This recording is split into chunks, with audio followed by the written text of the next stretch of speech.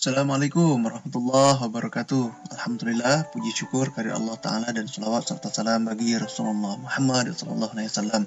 Ketemu lagi dengan saya di video metode penelitian hukum untuk materi yang ke-6, pencatatan dan pengolahan data di dalam penelitian hukum. Pada video yang telah lalu, kita telah mempelajari tentang instrumen pengumpul data dalam penelitian hukum. Maka, pada video ini kita akan pelajari cara pencatatan dan pengolahan data sebagai kelanjutannya. Sebagaimana yang telah kita pelajari bahwa teknik pengumpulan data yang digunakan dalam penelitian hukum umumnya adalah wawancara mendalam, pengamatan, dan dokumentasi. Ya, ini adalah 3 yang kita pelajari kemarin dalam nama triangulasi, ya, dengan istilah triangulasi. Baik, kita masuk ke pencatatan data penelitian. Pencatatan data mengenai semua hasil yang dapat dari wawancara dan observasi itu merupakan hal yang penting karena sifatnya yang sistematis, lengkap, dan akurat. Bagaimana cara melakukan proses pencatatan data? Perlu sahabat ingat bahwa pencatatan data harus dilakukan segera setelah setiap kegiatan observasi atau pengamatan dilakukan. Begitu juga setelah terjadi pertemuan yang mungkin tidak direncanakan dengan subjek di luar setting penelitian. Misalnya, komunikasi antara peneliti dan informan secara insidentil, atau kebetulan berada dalam satu tempat yang sama lalu terjadi komunikasi seputar tema yang dibahas. Itu perlu dicatat juga. Begitu catatan lapangan atau field notes sudah dapat menyediakan data hasil pengamatan terlibat, penelitian hendaknya berusaha sebanyak mungkin menghasilkan catatan lapangan yang menyeluruh. Untuk dapat melaksanakan hal tersebut dibutuhkan disiplin diri yang tinggi. Setidaknya peneliti membutuhkan waktu sekitar 6 jam untuk mencatat setiap 1 jam kegiatan pengumpulan datanya agar lebih optimal. Penting bagi peneliti untuk memaksa dirinya sendiri untuk melakukan pencatatan. Dapat juga dilakukan dengan cara meminta orang lain membaca hasil catatan lapangan setiap selesai satu bagian. Sebab orang lain akan dapat memberikan koreksi pada hasil catatan yang barangkali memuat hal yang saling bertentangan atau memuat hal yang tidak jelas, sehingga bisa kita perbaiki. Hendaknya peneliti tidak beralasan untuk tidak mencatat apapun, karena menganggap bahwa hari itu tidak terjadi apa-apa atau tidak ada kejadian yang penting untuk dicatat. Penting untuk kawan-kawan ingat bahwa kejadian yang dianggap tidak relevan barangkali jika diintegrasikan dengan kejadian-kejadian lain secara bersama-sama, maka akan menjadi sesuatu yang penting. Selain itu, seorang peneliti harus bisa menciptakan konsentrasi yang cukup dan berkesinambungan untuk dapat mengingat dan merekam apa yang ia lihat dengan indera penglihatan, apa yang ia dengar dengan indera pendengarannya, apa yang ia cium dengan indera penciuman, kemudian apa yang ia pikir dan rasakan, dan seterusnya. Nah, setelah kita meninggalkan lapangan penelitian, kita dapat mendeskripsikan apa yang diingat itu ke dalam rekaman atau kemudian ditulis, diketik salinannya di atas kertas. Perlu mendapatkan bahan atau penyimpanan bahan dalam 2 versi, rekaman dan tulisan. Termasuk pula dalam pencatatan itu adalah deskripsi mengenai subjek, kejadian, pembicaraan, dan perasaan, pendapat peneliti sendiri, serta hipotesis kerjanya. Urutan dan lamanya peristiwa dicatat, termasuk sumber data mengenai setting dideskripsikan secara mendetail.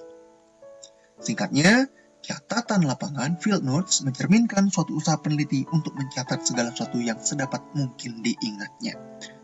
Perhatikan ini, catatan lapangan itu harus selalu ada. Ada perbedaan antara jalan-jalan dengan observasi dengan adanya catatan lapangan. Dengan adanya catatan lapangan juga ada perbedaan antara wawancara dengan ngobrol. Yang membedakannya adalah catatan lapangan. Kalau dia dicatat pasti dia penting. Kalau penting pasti dicatat. Jadi pastikan kawan-kawan selalu mencatat, memiliki catatan lapangan setelah setiap melakukan observasi atau wawancara. Begitu juga dengan studi dokumentasi. Begitu. Bagaimanakah petunjuk mengenai pencatatan itu? Terdapat beberapa rambu-rambu untuk pencatatan data. Yang pertama, buatlah catatan secepatnya. Jangan menunda pekerjaan. Sebab makin ditunda, maka makin sukar diingat. Makin besar kemungkinan data hilang atau terbuang. Jangan berbicara dengan orang lain lebih dulu mengenai hasil penelitian atau hasil pengamatan sebelum peneliti menuangkan ke dalam catatan lapangan. Jika kita melanggar prinsip ini, ada kemungkinan isi catatan lapangan dalam tanda kutip terkotori oleh hasil pembicaraan itu. kita ketemu orang, kita ngobrol, kemudian terjadi bias. Akhirnya berubah. Apa yang kita dapatkan di lapangan itu tidak senyatanya ada, karena terkotori dalam tanda kutip akibat pembicaraan yang kita lakukan. Jadi langsung catat, jangan berbicara yang lain dahulu. Kemudian usahakan untuk menggambarkan dalam diagram keadaan fisik yang diamati atau struktur organisasi yang ditemui. Tuliskan secara urut peristiwa langkah demi langkah sesuai apa yang terjadi sewaktu pengamatan dilakukan. Usahakan agar tidak terjadi gangguan sewaktu peneliti menulis, mengetik, atau mendengarkan, serta menyalin hasil rekaman dari perekam data. Biarkan pikiran mengalir, mengingat hal atau peristiwa yang terjadi tanpa adanya gangguan. Buatlah garis besar tentang sesuatu yang ditemui dalam observasi atau wawancara yang cukup lama dilakukan. Dalam jadwal yang disusun, hendaknya disediakan banyak waktu untuk menulis catatan observasi atau wawancara. Membuat catatan verbal hendaknya dilakukan secara teliti, namun jika ada yang terlupa, jangan terlalu dipusingkan. Atasilah dengan menuliskan, Ahmad sepertinya mengatakan begini. Sesuatu hal yang tidak kita yakin, kita bisa buat seperti itu. Sering, apa yang dikatakan atau diamati terlupakan setelah beberapa hari berlalu. Jika sewaktu-waktu hal itu kembali teringat, maka segera catat lagi untuk kemudian dimasukkan kembali ke dalam catatan lapangan kita. Oleh karena itu, pada setiap saat dan dimanapun peneliti berada, hendaknya senantiasa membawa buku catatan. Sikapi, ya, karena kawan-kawan adalah peneliti, sikapi dengan sikap yang benar. Berikut saran-saran terhadap catatan lapangan. Mulailah setiap perangkat catatan dengan halaman yang berjudul, misalnya membuat tanggal, waktu, dan tempat observasi dilakukan. Boleh juga menambahkan momentum-momentum, sehingga kita bisa mengingat waktu itu, kapan dilaksanakannya. Misalnya, hari Senin sebelum diadakan rapat BEM, dan lain sebagainya. Ini hanya contoh ya. Kemudian masukkan juga gambar atau diagram dari setting penelitian pada setiap awal catatan. Berilah nomor pada setiap aktivitas dan tandailah halaman dari catatan tentang kegiatan yang dideskripsikan. Tinggalkan margin yang cukup luas pada catatan Anda itu untuk mencatat komentar pribadi. Jadi sisakan ruang untuk menulis keterangan tambahan. Itu maksudnya. Kemudian sering-seringlah membentuk alinea baru, buat analisa yang baru setiap kali topik berganti atau setiap ada subjek yang berbeda ikut dalam pembicaraan. Atau setiap melakukan pengamatan di tempat yang berbeda. Prosedur ini akan memudahkan ketika harus mengcoding data dari catatan Anda nantinya. Gunakan tanda petik untuk mencatat tanda-tanda sesering mungkin. Tidak penting untuk mencatat semua pembicaraan secara persis, hal yang penting adalah mencatat arti dan inti dari kalimat atau pembicaraan. Tandai dengan petik untuk kalimat yang masih meragukan Anda. Sedapat mungkin, buatlah fotokopi dari catatan kita. Gunanya adalah supaya bisa dibaca oleh orang lain atau untuk kepentingan analisis data setelah tahap penelitian selesai. Catatlah keterangan-keterangan dan perilaku atau kegiatan Anda sendiri. Hal ini sebaiknya dilakukan, sebab barangkali sikap dan perilaku kita ketika mengadakan observasi atau wawancara berpengaruh terhadap perilaku subjek. Di samping terdapat perilaku peneliti, catatan lapangan seharusnya juga mencatat perasaan, interpretasi, prakonsepsi, rencana penelitian yang akan datang dari si peneliti sendiri. Catatan ini harus secara jelas dipisahkan dari data deskriptif dan faktual. Biasanya catatan terpisah ini ditandai dengan CP. Contohnya, ketika Pak Budi menjelaskan akad salam, Pak Andi, rekan di sebelahnya, mengernyitkan dahinya. CP. Kelihatannya Pak Andi kurang sepemahaman dengan penjelasan dari Pak Budi. Ini dalam proses wawancara ya. Nah, peneliti hendaknya juga mendeskripsikan secara rinci setting di mana penelitian dilakukan. Bagaimana keadaan kantor Pak Budi, banyaknya nasabah bank yang berdatangan, ekspresi nasabahnya bagaimana, dan lain sebagainya. Ini disesuaikan dengan penelitian apa, bidang penelitian apa yang Anda lakukan. Gitu. Kemudian kita masuk ke pengolahan. Setelah ada penulisan, kita masuk ke pengolahan data. Analisis data sungguhnya merupakan proses yang tidak pernah selesai dalam penelitian kualitatif. Proses analisis data sebaiknya dilakukan segera setelah peneliti meninggalkan lapangan. Sungguhnya pekerjaan analisis data ini dapat dilakukan sejak peneliti berada di lapangan. Namun sebagian besar konsentrasi untuk menganalisis dan menginterpretasi data itu terlalu tercurah pada tahap sesudah penelitian dilakukan. Proses analisis data itu sebenarnya merupakan pekerjaan untuk menemukan tema-tema dan merumuskan hipotesa.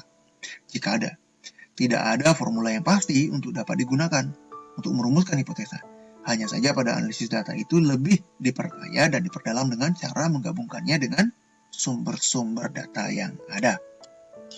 Saran-saran dalam kegiatan pengolahan data antara lain, yang pertama, Bacalah catatan lapangan dengan teliti dan mendalam. Seluruh data, baik yang berasal dari pengamatan terlibat, wawancara, komentar peneliti sendiri, gambar, foto, dokumen, dan lain sebagainya, seluruh bagiannya merupakan potensi yang sama kuatnya dalam menghasilkan sesuatu yang dicari. Jika kemungkinan ada kesempatan orang lain untuk melihat dan membacanya, itu bagus. Karena boleh jadi orang lain punya sudut pandang berbeda. Ada hal yang tidak bisa peneliti lihat, tetapi orang lain bisa lihat, dan ini sangat berharga. Berilah kode pada beberapa judul pembicaraan tertentu. Jika peneliti menelaah dengan teliti, ada hal-hal tertentu yang akan berulang kali muncul. Setelah membaca seluruhnya dan memperoleh kesan tertentu, sebaiknya peneliti mulai memberi nomor-nomor tertentu pada hal-hal yang muncul. Ini adalah proses coding dalam penelitian kualitatif. Ini saran teknis, bisa kawan-kawan ikuti, bisa tidak, tentang fotokopi. Ya. Yang terpenting adalah setelah diberikan coding, data itu hendaknya dipelajari, dibaca dan ditelaah lagi, kemudian disortir, kita editing. Ini fase yang kedua, ada coding, ada editing. Dan diuji untuk dimasukkan ke dalam kelompok tertentu yang akan menjadi cikal bakal pembahasan. Jadi data kita sudah selektif, sudah diedit. Susunlah menurut tipologi. Kerangka klasifikasi atau tipologi akan bermanfaat dalam menemukan tema dan pembentukan hipotesa. Baca dan pelajari kembali data yang ada. Buatlah catatan tentang bagaimana subjek penelitian mengelompokkan orang-orang dan perilaku mereka. Apa dan bagaimana perbedaannya. Bacalah kepustakaan yang ada kaitannya dengan masalah dan setting penelitian. Selama dan sesudah pengumpulan data, kepustakaan terkait dan relevan dengan masalah yang diteliti, hendaknya dipelajari dulu dengan maksud untuk membandingkan apa yang ditemukan kenyataan di lapangan dengan apa yang dikatakan di dalam kepustakaan profesional. Ini penting. Konsep, model, dan paradigma orang lain dapat dimanfaatkan untuk membandingkan hasil temuan. Satu hal yang perlu disadari adalah bahwa apa yang dipelajari dan dibaca dari kepustakaan semuanya akan dilihat dari perspektif paradigma dan asumsi penulis sendiri. Langkah selanjutnya adalah merumuskan pernyataan-pernyataan. Periksalah apakah data yang telah dikumpulkan itu bisa dipakai atau tidak, apakah ia memiliki cacat atau tidak. Dalam hal ini, periksa juga apakah ada hal-hal yang mengganggu kecermatan data itu. Misalnya pembicaraan menjadi terpengaruh dengan kedatangan pihak ketiga, atau oleh karena sikap dan perilaku peneliti sendiri jadinya terganggu, dan lain sebagainya. Ya, kita tiba di kesimpulan di pertemuan yang ke-6 atau video yang ke-6. A. Kesimpulannya, pencatatan data harus dilakukan segera setelah setiap kegiatan observasi dan atau wawancara dilakukan. B. Catatan lapangan field notes mencerminkan suatu usaha peneliti untuk mencatat segala sesuatu yang sedapat mungkin diingatnya. Field notes ini kunci, kawan-kawan, catatan lapangan ini. C. Terdapat beberapa rambu-rambu dan saran-saran dalam pencatatan data. Terutama buatlah catatan secepatnya, jangan menunda-nunda. Kemudian tidak berbicara dengan orang lain sebelum menuangkan catatan, dan lain sebagainya. Nanti kawan-kawan bisa rujuk lagi, lihat lagi saran-saran dalam pencatatan data. Sebagian besar konsentrasi untuk menganalisis dan menginterpretasi data itu tercurah pada tahap sesudah penelitian dilakukan. Meskipun sepanjang penelitian selalu ada analisis, ya. Tetapi lebih banyak tahap setelah penelitian dilakukan. Itu adalah kesimpulan dari perkuliahan kita hari ini. Mudah-mudahan apa yang saya sampaikan bermanfaat untuk kawan-kawan semua. Ya, sekian dan terima kasih. Mudah-mudahan kita ketemu lagi di video berikutnya. Lebih kurang mohon maaf. Wabillahi taufiq wal hidayah. Assalamualaikum warahmatullahi wabarakatuh.